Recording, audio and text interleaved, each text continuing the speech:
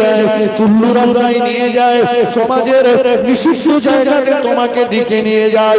ওই বন্ধুর সঙ্গে তুমি যদি বন্ধুত্ব সম্পর্ক বিচ্ছেদ করতে পারো, রাসূলুল্লাহ হযরত মুহাম্মদ সাল্লাল্লাহু আলাইহি ওয়াসাল্লাম তোমার জন্য অফার দিয়েছে, ওয়ারাজুলানি ইসতামা আলাইহি ওয়া তাফাররাকা আলাইহি। ওই দুজন ব্যক্তিকে আল্লাহ আরশের ছায়ায় জায়গা দেবে, যারা বন্ধুত্ব করেছিল আল্লাহকে খুশি করার জন্য, রাসূলকে খুশি করার জন্য, ভালো কাজ করার জন্য।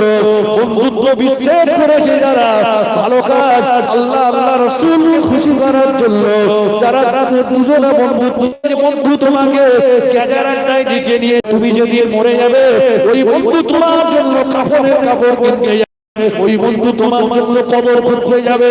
যে বন্ধু তোমাকে মদের আড্ডায় ডেকে নিয়ে যাচ্ছে, তুমি যদি মরে যাবে, ওই বন্ধু তোমাকে মাটি দেওয়ার জন্য লোন খবর দেবে, তোমাকে তোমার জন্য কাফন কিনতে যাবে। কোন বন্ধু কিন্তু বলবে না বন্ধু তোর জন্য তোকে সঙ্গে না নিয়ে তো মদের আড্ডায় যেতাম না, তোকে না নিয়ে চুল্লু খেতে যেতাম না, তোকে না নিয়ে গেজাই যেতাম না। অতএব বন্ধু তুই মারা গিয়েছিস, তোকে মাটি দেবো না, তোকে শ্মশানে নিয়ে যাব না, তোকে আমার বাড়ি রেখে দেবো 1 মাস। আছে কোন বন্ধু? ওইরকম একটা বন্ধু ডেকে আমার কাছে আনেন দিন, ওই আগে লোকজন খবর দিতে যাবে। তাহলে আমি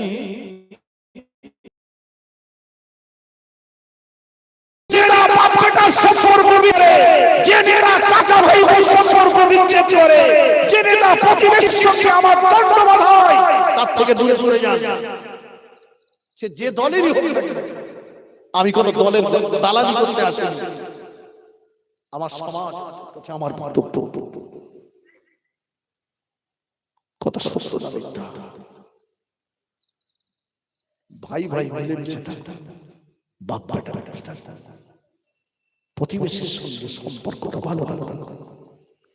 শুরুতেই বলেছি কবরে যেতে হবে, তবে কিছু ভালো কাজ করে যেতে হবে। রাসূলুল্লাহ সাল্লাল্লাহু আলাইহি ওয়াসাল্লাম মক্কা থেকে মদিনায় হিজরত করেছিলেন। মক্কার কাফেররা এত অত্যাচার রাসূলের প্রতি করেছিল, সর্বশেষ ওরা আমার নবীর ঘরটা ঘিরে ফেললো, রাতের অন্ধকারে নবীকে জানে মেরে দেবে। আল্লাহ পাক বললেন, নবী মক্কা জমিনটাকে আমি আপনার জন্য ভালো মনে করছি না, আপনি মক্কা থেকে মদিনায় হিজরত করুন। রাসূলুল্লাহ মক্কা থেকে মদিনায় হিজরত করেছিলেন আল্লাহ পাকের আদেশে, নিজের ইচ্ছায় নয়। তো মদিনা শরীফ থেকে আবার একদিন মক্কা শরীফ জয় করলেন। রাসূল ফিরে আসছে। ক্ষমতা কিন্তু সারা জীবন এক হাতে থাকে না। প্রবাদে একটা কথা আছে, এক কোষে শীত যায় না, ঠিক কিনা বলেন? জি, ক্ষমতা পরিবর্তনশীল। তো আজকে ক্ষমতা হযরত মুহাম্মদ সাল্লাল্লাহু আলাইহি ওয়াসাল্লাম পেয়েছেন। রাসূল মদিনা শরীফ থেকে মক্কা শরীফে আসছেন, তো যারা রাসূলের প্রতি অত্যাচার করেছিল তারা সব ঘরবাড়ি ছেড়ে পালাচ্ছে। পালা পালা, মুহাম্মদ সাল্লাল্লাহু আলাইহি ওয়াসাল্লাম আসছে আমাদের পালাও। সেই আব্দুল্লাহর বেটা ফরাসি মুহাম্মদ আসছে, যদি আমার দেখতে পাই না আমার বাঁচাবে না, কারণ আমি তার প্রতি অনেক জুলুম করেছি, তাই ভয়ে পালাচ্ছি। আল্লাহ নবী বললেন, মা ও মা, বুড়ি মা কেন দাঁড়িয়ে আছেন? মা বুড়ি মা বলল, বাবা ছেলে আমার এই ভারী কাঠুরিটা, ভারী বোঝাটা আমি নিয়ে যেতে পারছি না বাবা, এই বোঝাটা নিয়ে আমি হাঁটতে চলতে পারছি না বাবা। দয়ার নবী আমার বুড়ি মার ওই ভারী কাঠুরিটা নিজে মাথায় তুলে নিলেন, অপর হাত দিয়ে বুড়ি মার হাতটাকে ধরলেন।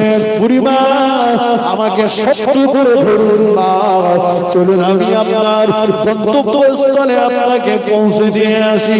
বুড়ি মা দয়ার নবীর হাত ধরে এগিয়ে যাচ্ছেন আর বলছে, বাবা ছেলে তোমার অন্তরে এত মায়া, তোমার ইচ্ছাকে নষ্ট করে দিও না বাবা। বাবা মুহাম্মদের আল্লাহ নবী করার আর লোক খুঁজে পেল না। মুহাম্মদকে নবী বানিয়েছে মুহাম্মদকে নবী না বানিয়ে তোমাকে যদি